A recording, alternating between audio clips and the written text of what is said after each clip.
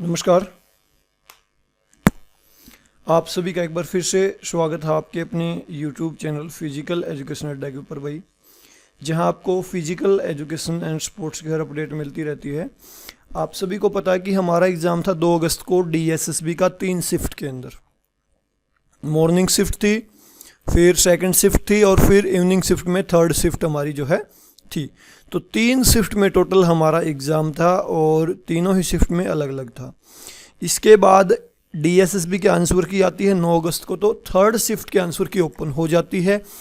लेकिन पहली 2 शिफ्ट में जो है समस्या आ जाती है और उसके बाद बच्चों के मेरे पास मैसेज भी बहुत ज़्यादा आ रहे हैं और उस वीडियो के नीचे जो मैंने थर्ड शिफ्ट के आंसर की डाली थी उसके नीचे भी कमेंट बहुत अधिक जो है आ रहे हैं। अब यहाँ पे दरअसल समस्या क्या हो रही है हम उसके ऊपर बात करेंगे और इसका समाधान क्या है। क्या अब हमें ऑब्जेक्शन लगाने का मौका मिलेगा नहीं मिलेगा। बहुत सारे मैसेज तो ऐसे आ रहे हैं कि हमारी आंसर की अब ओपन होगी या नहीं होगी। देखो, एक बात मैं क्लियर कर दूं आपको कि आंसर की आपकी हर हाल में ओपन होनी, ये पक्का है। आंसर की जो है हर हाल में आपकी ओपन होनी है। उसको जो है DSSB को अलग से समय देना पड़ेगा। फिर से तीनों ही शिफ्टों की आंसर की DSSB को फिर से डालनी पड़ेगी। अब चिंता लाजमी है क्योंकि भाई पेपर इस प्रकार का है, आंसर की नंबर ऑफ क्वेश्चंस के ऑल ऑफ दीज आ गए तो सभी चिंतित भी हैं कि हमारी ओर आ जाती तो हमें सेटिस्फेक्शन हो जाता। लेकिन अनुमान तो लगा है कि थर्ड शिफ्ट से ही कि पेपर में ऑल ऑफ दीज आंसर बनते हैं और इस हिसाब से देखें तो पेपर जो है, मैं इस पेपर को जो स्टैंडर्डाइज पेपर नहीं मानता भाई बिल्कुल भी। क्योंकि जब आपके 100 में से 60 से 70 क्वेश्चंस के आंसर या ऑल ऑफ दीज या नन ऑफ दीज आ रहे हैं तो आप उस मतलब वहाँ पे बिना तैयारी करने वाला बच्चा भी अक्सर इन्हीं क्वेश्चंस के साथ जाता है तो वो भी पास हो रहा है। तो आप इसको स्टैंडर्डाइज पेपर नहीं कह सकते। इतने ज़्यादा, हद से ज़्यादा ऑल ऑफ दीज 2-3 क्वेश्चंस आ जाते हैं, 3-4 तो एक्सेप्ट होती हैं ये चीज़ें। लेकिन जब नंबर ऑफ क्वेश्चंस के बल्क में ऑल ऑफ दीज आंसर आते हैं तो पेपर वहाँ पर 0 हो जाता है। क्योंकि वहाँ पर पढ़ने वाला बच्चा भी बराबर है, बिना पढ़ने वाला भी। मैं इसीलिए पहले दिन से कह रहा था पेपर 0 बना है DSSB ने। पेपर में कोई दम नहीं है भाई। ये नेट के लेवल का पेपर भी, नेट के लेवल में भी कभी नहीं होता ऐसे ऑल ऑफ दीज कभी नहीं होता नेट के पेपर में। नेट का पेपर स्टैंडर्डाइज होता है। चलो ये बातें जब तीनों शिफ्ट के आंसर की आ जाएंगी तो उसके बाद एक सेपरेट सा वीडियो बनेगा, इसके ऊपर बाद की बातें हैं। अब थर्ड शिफ्ट के आंसर की आ चुकी, हम सबको पता है। But what about first and second shift. अब हम कर क्या सकते हैं भाई, What we can do now। हमारे पास दरअसल क्या ऑप्शन बचते हैं। देखो भाई, DSSB आंसर की तो जरूर देगी, ये मैं बता देता हूँ। हाँ, आपको जल्दबाजी है, आपको लगता है कि यार अभी आ जाए पीछा छूटे, तो इसके लिए हो सकता है, या बाद में भी आए तो उसके लिए आपको कार्रवाई जरूर करनी पड़ सकती है। या तो अपने आप उनको भाई ज्ञान हो जाए, अंतर्यामी हो जाए, DSSB को पता चल जाए फॉल्ट, क्योंकि उन्होंने तीनों शिफ्ट के आंसर की डाली होगी। किसी व्यक्ति की ड्यूटी लगाई, किसी क्लर्क की कि भाई आंसर की को रिलीज कर दो। हो सकता है उसने जो है तीनों शिफ्ट के आंसर की रिलीज की हो, लेकिन पहली 2 शिफ्ट में प्रॉपर काम नहीं कर पाया हो, थर्ड में हो गया तो बाद में उसने ओके क्लिक कर दिया हो तो उसकी तरफ से हो गया हो। अब DSSB तक ये सूचना पहुंचे तो उनको पता चले कि पहली 2 शिफ्ट में अब भी समस्या बनी हुई है। अब वो सूचना जाए कैसे। इस सूचना को वहां तक लेके जाने का एक ही तरीका है, नंबर ऑफ स्टूडेंट्स जो दिल्ली के आसपास के या दिल्ली के हैं वो DSSB ऑफिस के अंदर जाएं और उनको एप्लीकेशन दें कि हमारे साथ ये प्रॉब्लम हो रही है।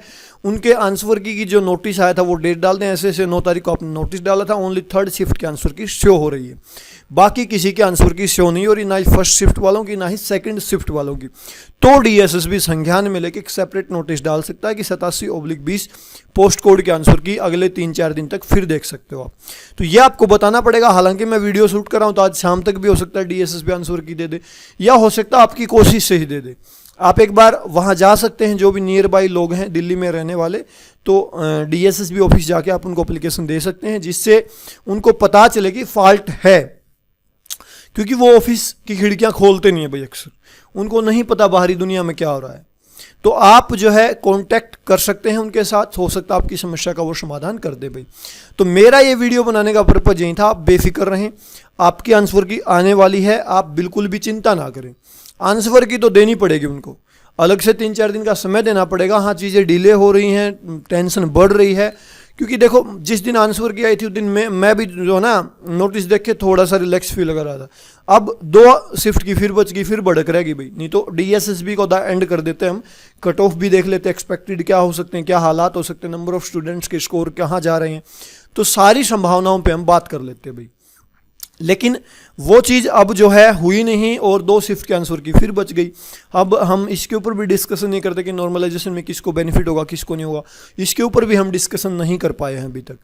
तो वो तभी डिस्कशन हो पाएगा क्योंकि मैंने कहा कि 3rd शिफ्ट का पेपर मुश्किल था, तो कुछ बच्चे बोल उठे कि 2nd का मुश्किल था, लेकिन 1st शिफ्ट वाले किसी बच्चे ने नहीं कहा कि 1st शिफ्ट का मुश्किल था, क्योंकि वो पेपर मैंने भी देखा था। हालांकि वहाँ पे भी एक तर्क दिया कि 1st शिफ्ट वालों को जो है पेपर का नहीं पता था, इसलिए उनका एवरेज स्कोर नीचे रहेगा। ऐसा कुछ नहीं है भाई, 30 मिनट भी जिसको मिले होगे ना 1st शिफ्ट वाला, वो भी 4 पार्ट कर गया है कंप्लीट। बहुत सारे स्टूडेंट्स को मैं जानता हूँ जो लास्ट तक भी गए हैं पहली शिफ्ट में। कुछ नहीं, वो सरप्राइज धक्का कुछ नहीं है, जिसकी अच्छी तैयारी वो अंदर से निकल गया। अब ये धप्पा मानते हैं भी, एकदम से धप्पा लगा उनको कि पहली शिफ्ट में पता ही नहीं था दरअसल क्या होगा। नहीं, ऐसा कुछ नहीं। जिसकी 1st पेपर की अच्छी तैयारी थी वो 1st पेपर में 60 नंबर ले गया और उसके बाद उसने फिजिकल एजुकेशन को भी एंड तक देखा है भाई, यकीन मानिए। और वैसे लास्ट 2 शिफ्ट का पेपर मुश्किल था, तो बच्चे लास्ट तक कवर भी तो नहीं कर पाए ना, आप ओवरऑल देखोगे तो। हालांकि मैं चाहता हूं कि नॉर्मलाइजेशन का ज़्यादा प्रभाव ना पड़े तो ही अच्छा है, क्योंकि पेपर के क्वेश्चंस की लेंथ सेम थी। आप ये मान लो भाई पहली शिफ्ट में धप्पा लगा कुछ लगा, लेकिन ना पड़े तो ही अच्छा, जिसका जो स्कोर है वहीं रहे तो ही अच्छा है।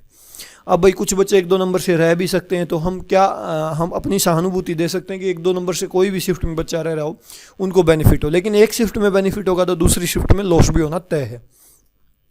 तो ज़्यादा कुछ नहीं है, आप टेंशन ना लो। मेरे पास बहुत सारे मैसेजेस आ रहे हैं भाई आंसर की को लेके। मैं रिक्वेस्ट करूंगा आप भड़क मत लो, DSSB की भड़क उसको देनी पड़ेगी आंसर की, क्योंकि आपको ऑब्जेक्शन लगाने का मौका 3-4 दिन DSSB को देना होगा हर हाल में। तो बिल्कुल टेंशन फ्री आपको रहना है, कोई टेंशन की बात जो है फिलहाल मुझे इसके ऊपर नज़र नहीं आ रही है। आंसर की उनको जो है देनी पड़ेगी हर हाल में भाई। तो इसमें जो है कन्फ्यूज होने की कोई दिक्कत नहीं है, ठीक है। और आप आसपास के नियर बाई के तो DSSB ऑफिस में जा सकते हैं भाई। इसके बाद जब तीनों आंसर की आ जाएंगी तो हम फिर डिटेल में डिस्कशन भी करेंगे आंसर की के ऊपर कि क्या होने वाला है एक्सपेक्टेड कट ऑफ, ठीक है। और यही थी भाई जानकारी, भड़क मत लो। बार बार कमेंट आ रहे हैं, मैसेजेस आ रहे हैं, तो ये हो जाता है कि जानकारी दूं बच्चों को, थोड़ा पॉजिटिव रख पाऊँ मैं, तो आप बेफिक्र रहें।